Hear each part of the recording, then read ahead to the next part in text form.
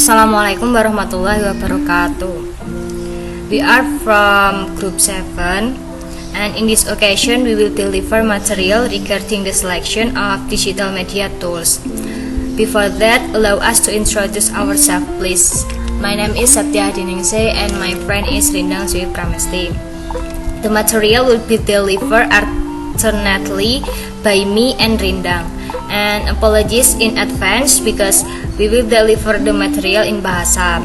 We hope that you all can be easier to understand the material. The material will be delivered in advance by Rindang. Oke, yang pertama kita akan membahas mengenai ruang lingkup kompetensi mengajar. Menurut Kris pada tahun 1997, ruang lingkup kompetensi bagi seorang pengajar dalam pembelajaran digital mencakup yang pertama ada perencanaan dan pengorganisasian pembelajaran. Yang selanjutnya ada keterampilan penyajian baik verbal maupun non-verbal. Yang kemudian ada kerjasama tim. Kemudian ada keterampilan strategi bertanya. Lalu ada keahlian dalam penguasaan materi pembelajaran. Lalu ada melibatkan pembelajar dalam pembelajaran dan koordinasi aktivitas belajarnya. Lalu ada pengetahuan tentang teori belajar.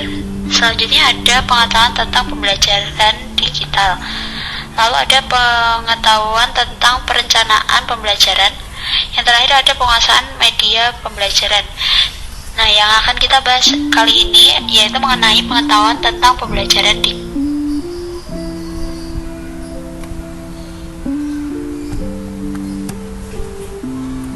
selanjutnya mengenai pembelajaran digital. Birdie dan Wright pada tahun 1992 mengatakan bahwa terdapat pergeseran paradigma dalam pola pembelajaran. Hal ini mengakibatkan pembelajaran dengan teknologi atau pembelajaran digital tidak harus dilaksanakan di dalam kelas. Ada pendapat lain dari Williams pada tahun 1999 mengatakan bahwa pembelajaran digital dapat dirumuskan sebagai a large collection of computers in networks that are tied together so that many users can share their vast resources. Yang berarti sekumpulan komputer dalam jaringan itu terikat dengan beberapa pengguna sehingga mereka dapat berbagi sumber daya secara luas dengan sangat mudah.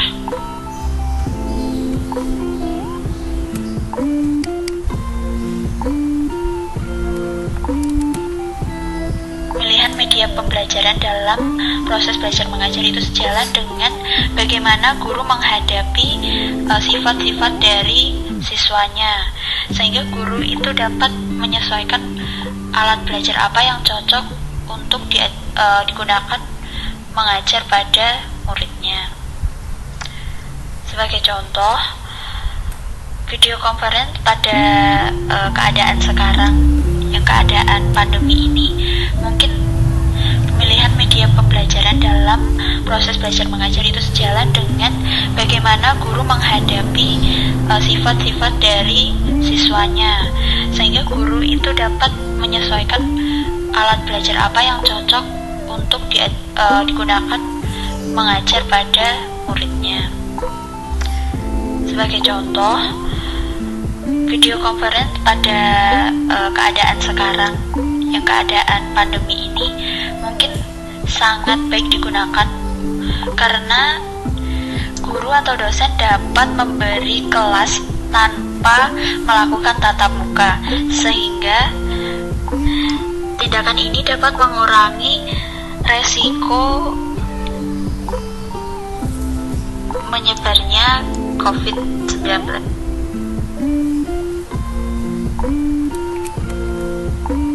Alat digital media pembelajaran yang pertama yaitu ada blended learning.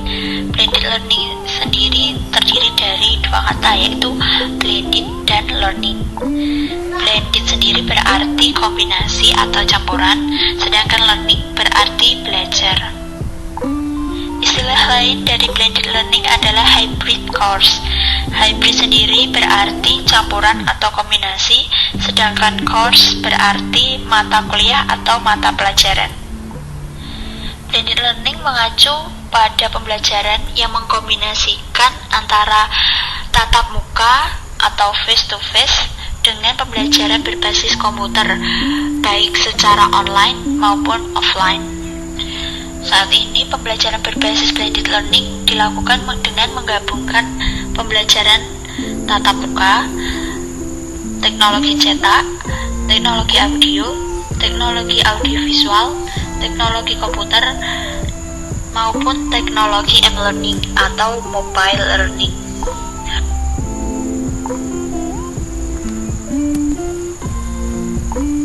Selanjutnya ada 6 komponen blended learning. Yang pertama ada pembelajaran tatap muka. Pembelajaran tatap muka sendiri dilakukan antara pengajar dengan murid, di mana pengajar sebagai sumber utama belajar.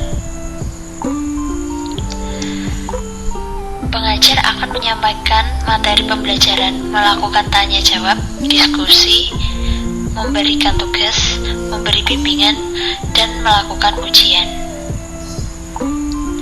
Lalu yang kedua ada pembelajaran mandiri.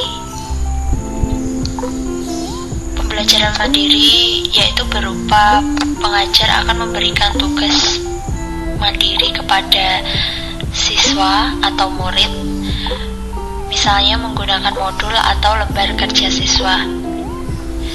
Nah, di sini pengajar yang profesional dan kompeten tentu dapat merancang sumber-sumber belajar yang dapat diakses, tentu untuk mengombinasikan dengan buku, multimedia, dan sumber belajar lain. Lalu selanjutnya ada pembelajaran berbasis masalah. Pada pembelajaran berbasis masalah, di sini murid atau siswa akan belajar berdasarkan masalah yang harus dipecahkan. Di situ mereka akan melacak konsep, prinsip, dan prosedur yang harus diakses untuk memecahkan masalah tersebut. Nah, di sini akan terlihat bahwa murid akan aktif mendefinisikan masalah, mencari berbagai alternatif pemecah masalah, dan melacak konsep, prinsip, dan prosedur yang dibutuhkan untuk memecahkan masalah tersebut. Oke, selanjutnya ada pembelajaran tutorial. Nah, di sini pengajar akan berperan sebagai tutor yang akan membimbing siswanya. Nah, biasanya dalam pembelajaran tutorial ini menggunakan interaktif komputer, tapi peran pengajar sebagai tutor tetap diperlukan meskipun sudah menggunakan teknologi atau komputer. Selanjutnya ada pembelajaran kolaborasi. Sistem kolaborasi ini merupakan salah satu ciri penting pembelajaran masa depan yang lebih banyak mengedepankan kemampuan individual. Selanjutnya ada evaluasi pembelajaran. Evaluasi pembelajaran sendiri didasarkan pada proses dan hasil yang dapat dilakukan melalui nilai evaluasi kinerja belajar mengajar. Hal ini didapatkan berdasarkan portofolio. Evaluasi perlu melibatkan bukan hanya otoritas pengajar, namun perlu ada penilaian diri oleh pembelajar sendiri maupun pembelajar lainnya. Lalu apa saja aplikasi pembelajaran pada abad ke-21 ini? Yang pertama ada mobile learning. Menurut Drexler pada tahun 2007, mobile learning atau juga disebut m-learning didefinisikan sebagai pembelajaran yang disampaikan atau didukung teknologi mobile.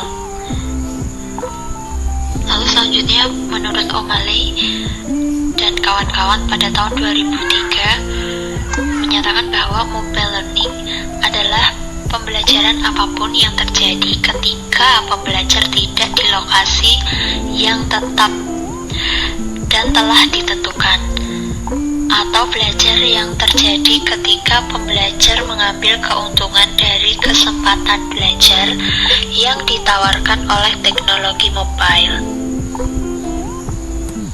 Menurut Trexler, ada 6 kategori dari mobile learning, yaitu yang pertama ada Technology Driven Mobile Learning. Technology Driven Mobile Learning yaitu beberapa inovasi teknologi yang spesifik ditempatkan dalam suasana akademik untuk menunjukkan kelayakan teknis dan kemungkinan pembelajaran. Selanjutnya ada Miniatur Portable E-Learning. Mobile, nirkabel, dan teknologi genggam digunakan untuk memberlakukan pendekatan dan solusi yang sudah digunakan dalam konvensional e-learning. Kemudian ada informal personalisasi terkondisikan mobile learning. Di sini mobile, nirkabel, dan teknologi genggam ditingkatkan fungsi tambahan seperti video capture dan disebarkan untuk memberikan pendidikan pengalaman yang lain yang berguna untuk pembelajaran. Selanjutnya ada kelas belajar terhubung. Nah, di sini mobile, nirkabel, dan teknologi genggam digunakan dalam pengaturan ruang kelas untuk mendukung pembelajaran kolaboratif.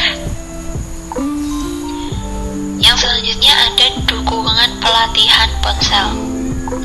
Nah, di sini mobile, nirkabel, dan teknologi genggam itu digunakan untuk meningkatkan produktivitas dan efisiensi pekerja dengan meningkatkan informasi dan dukungan. Selanjutnya ada remote mobile learning. Nah, di sini mobile, nirkabel, dan teknologi genggam yang digunakan untuk mengatasi tantangan lingkungan dan infrastruktur untuk memberikan dan mendukung pendidikan di daerah-daerah di mana konvensional e-learning teknologi akan gagal. Oke, aplikasi selanjutnya yaitu sosial media. Aplikasi sosial media ini pasti sudah sangat familiar untuk kita semua, karena hampir semua orang pasti mempunyai akun sosial media, entah itu di Facebook, Twitter, blogger, YouTube, WhatsApp, Skype, Google, email, dan lain-lain. Nah, ini pengertian dari sosial media. Menurut Bauer, pada tahun 2010 ada banyak teknologi media sosial yang mendukung hal-hal berbeda yang akan dilakukan, seperti audio, video, teks, gambar, dan kemampuan fungsional. Nah, sosial media ini juga bisa digunakan untuk media pembelajaran. Selanjutnya ada augmented reality. Augmented reality merupakan teknologi yang menggabungkan dunia nyata dan dunia maya. Ini menurut Ronald T.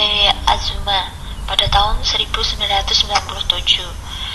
Augmented reality sebagai penggabungan benda-benda nyata dan maya di lingkungan nyata, berjalan secara interaktif dalam waktu nyata, dan terdapat integrasi antar benda dalam 3 dimensi, yaitu benda maya terintegrasi dalam dunia nyata.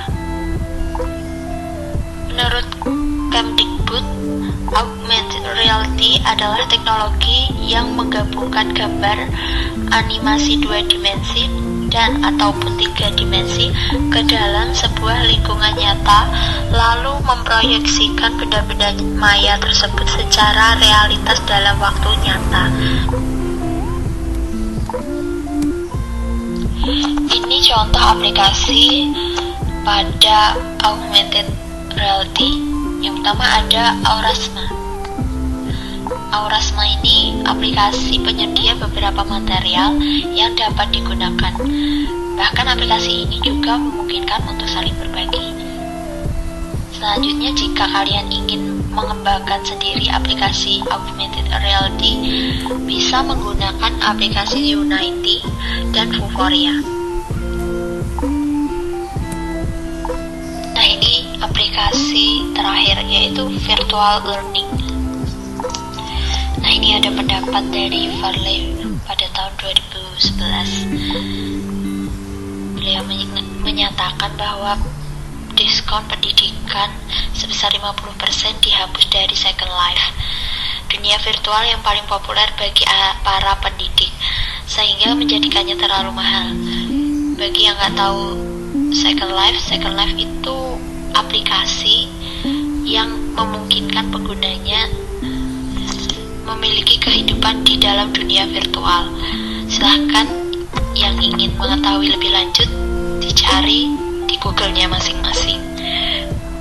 Pendapat selanjutnya ada dari Munir pada tahun 2018. Di sini Munir menyatakan bahwa menggabungkan pengajaran ke dalam dunia virtual memerlukan banyak perencanaan, sumber daya dalam hal waktu dan uang, serta komitmen agar layak dan sepadan dilakukan.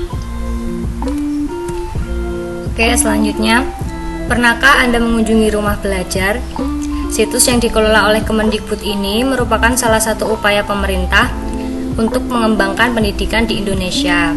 Ada salah satu fasilitas di rumah belajar yang menggunakan teknologi video conference, yaitu Kelas Maya. Kelas Maya merupakan sebuah learning management system yang dikembangkan khusus untuk memfasilitasi terjadinya pembelajaran online atau daring antara siswa dan guru kapan saja dan di mana saja, dengan kombinasi penggunaan berbagai perangkat seperti hardware, software, maupun brandware. Suatu model lingkungan pembelajaran masa depan ini dapat diselenggarakan.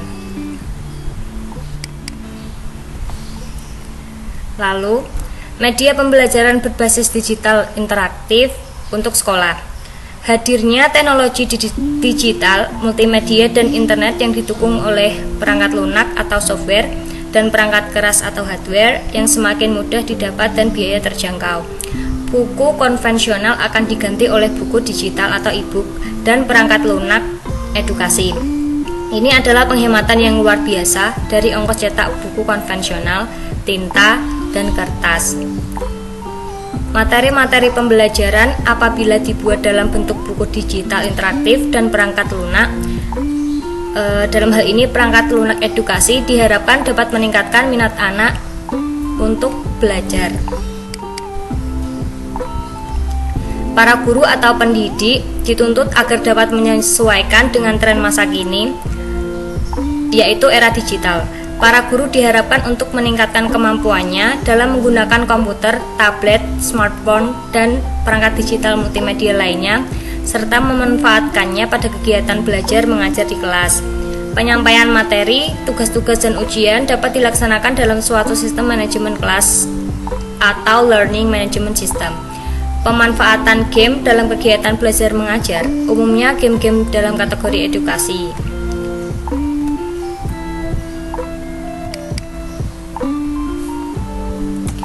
Okay, we think that's enough for our delivery our material. More and less we apologize, and if you guys have question for me and Rindang, you can write your question in the comment column. And thank you. Wassalamualaikum warahmatullahi wabarakatuh. See you guys and bye bye. There's not much to do when all I can